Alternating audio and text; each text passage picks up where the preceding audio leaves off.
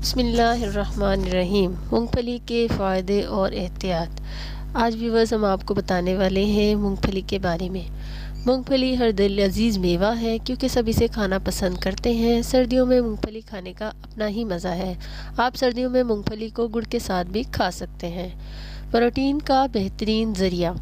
100 ग्राम मूंगफली में तकरीबन 25 से 25.8 ग्राम प्रोटीन होता है।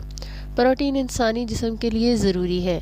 मूंगफली को महदूद मिकदार में खाने से आपको प्रोटीन मिलेगा। मूंगफली का मक्खन भी प्रोटीन का एक मारूफ ज़रिया है।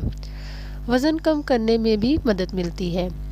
मूंगफली में चर्बी की मिकदार कम होती है, जिसकी वजह से हमें वज़न कम करने में मदद मिल सकती है, मगर इसका इत्तदाल में इस्तेमाल किया जाना चाहिए।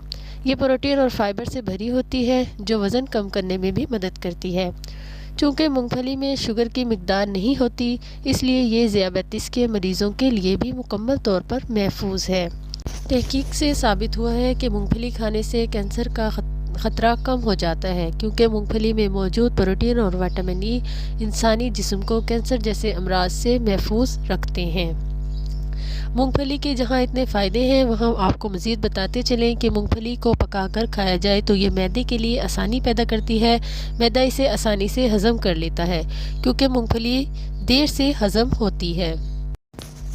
कुछ ऐसी अमराज हैं जिसमें बहुत एहतियात करनी पड़ती है, इसलिए इन सब ख़तरनाक अमराज के लोगों के लिए मूंगफली का इस्तेमाल तिब की हिदायत के बग़ैर हरगिज़ मत करें। मूंगफली हामला ख़वातीन के खाने से गुरेज करें। इससे ज़्यादा इस्तेमाल करने से खुश्की हो जाती है और ये एलर्जी का बायस बन सकती है, लिहाजा हमल के दौरान मूंगफली खाने से गुरेज करें।